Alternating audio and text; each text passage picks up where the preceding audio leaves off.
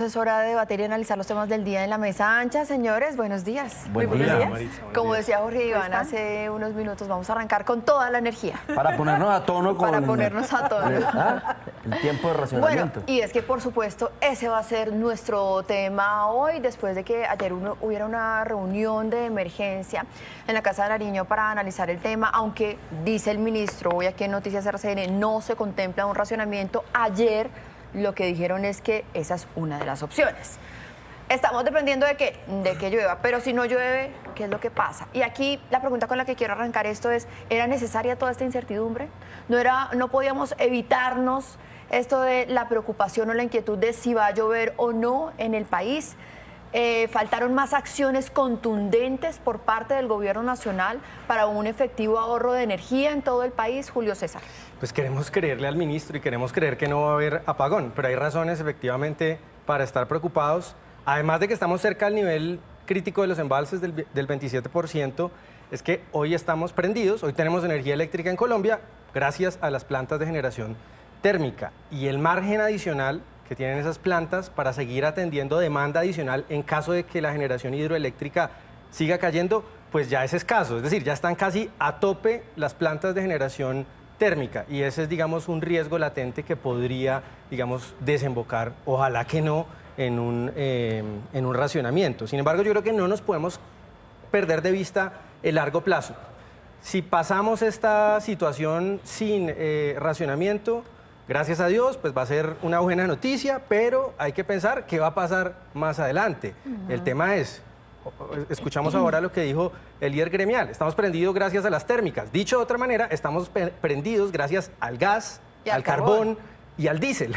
Precisamente, digamos, el eje del mal, de acuerdo a nuestro actual gobierno, ¿no? Lo que hay que eliminar de nuestra matriz energética cuanto antes. El problema es que no existe hoy en el mundo, no existe un medio de generación de energía distinta a los combustibles fósiles que le otorguen confiabilidad a un sistema como son distinto a los combustibles fósiles, ni la generación eólica, ni la generación solar, y como estamos viendo, la generación eléctrica, la generación hidroeléctrica, pues tampoco le pueden otorgar esa confiabilidad en tiempos de crisis, que es cuando necesitamos estas plantas térmicas. Por lo tanto, sí, hay que tener cuidado de que no vamos a tener una transición energética hecha a las patadas, hecha a la carrera, como nos está proponiendo pues, el proyecto del gobierno, que puede poner en riesgo la seguridad energética del país a largo plazo. No ahorita, en el próximo mes, sino a largo plazo. Sí.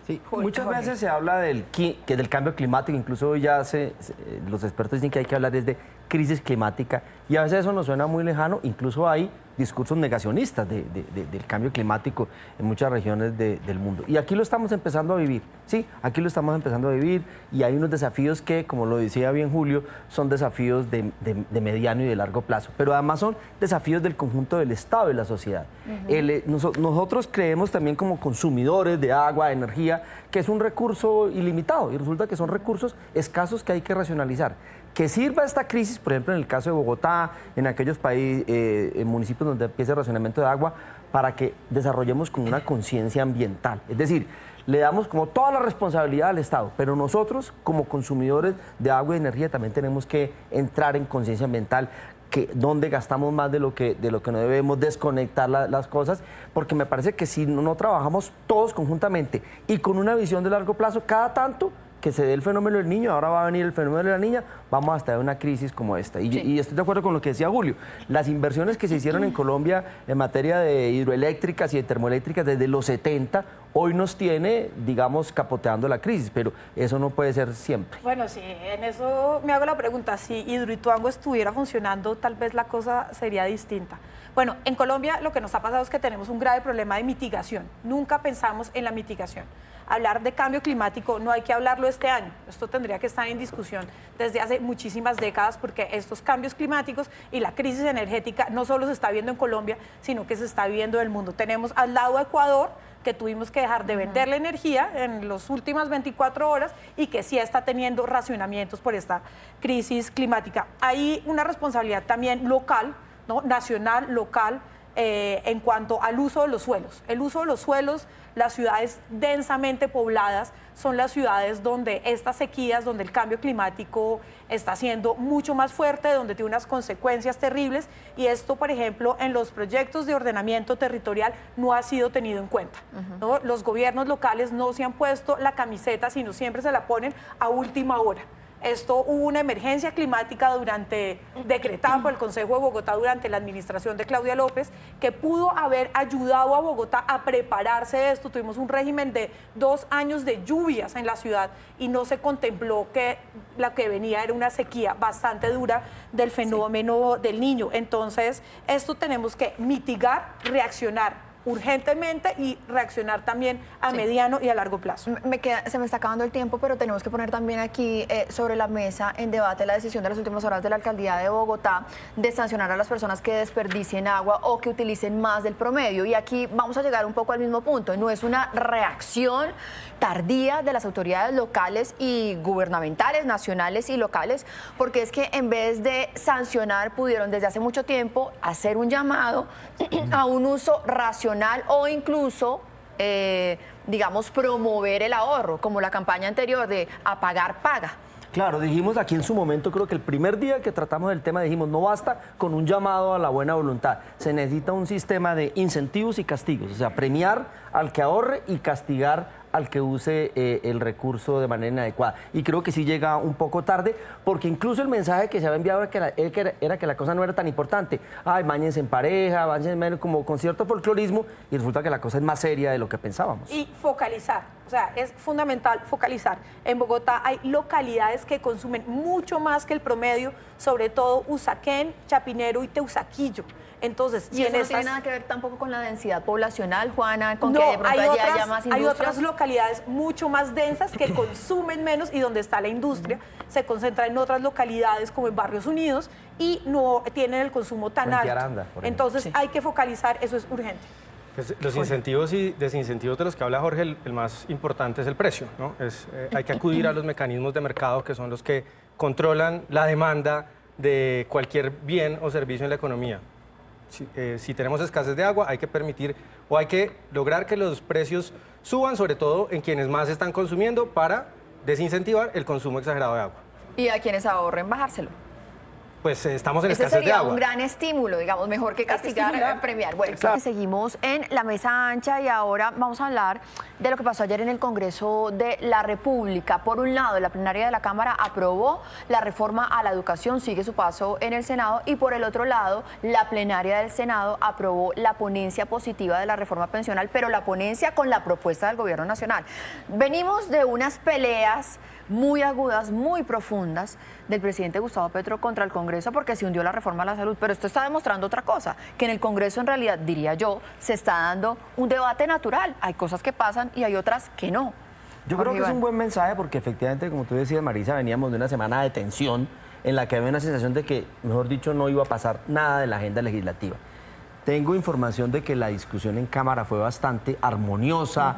La ministra recogió ideas incluso de representantes de otros partidos, recogió una proposición incluso de alguien del Centro Democrático y había como armonía en el sentido de que entonces sí se puede. Es decir, si el gobierno y los ministros hacen el deber de tender puentes, de escuchar los otros puntos de vista, de no creer que el punto de vista del gobierno es el único que tiene que ser tenido en cuenta, y los congresistas también se abren a la concertación, a la negociación, eso es lo que hace parte de la dinámica democrática entre Ejecutivo y Congreso. Que es quizá... que me parece un buen mensaje lo que pasó ayer frente a las dos reformas, más allá de las discusiones que podamos dar sobre el contenido de las mismas. Que es quizá, Juana, lo que no supo hacer en su momento Guillermo Alfonso Jaramillo, el ministro de Salud. Totalmente, o sea, las reformas dependen mucho del jefe o la jefa de la cartera que las esté liderando, y en esto el talante, por ejemplo, de Gloria Inés Ramírez y de Aurora Vergara es totalmente diferente al de Jaramillo. Guillermo Alfonso Jaramillo ha tenido un talante totalmente confrontativo, en el que además sus declaraciones desde que asumió la cartera de la salud fueron totalmente desafortunadas, totalmente desatinadas, y creo que fue quien más daño tal vez le hizo en la reforma a la salud, ¿no? Lo que hizo fue poner impedimentos y confrontaciones en el momento que era de negociar y llegar a acuerdos. cosa que las dos ministras de Educación y de Trabajo han logrado hacer muy bien.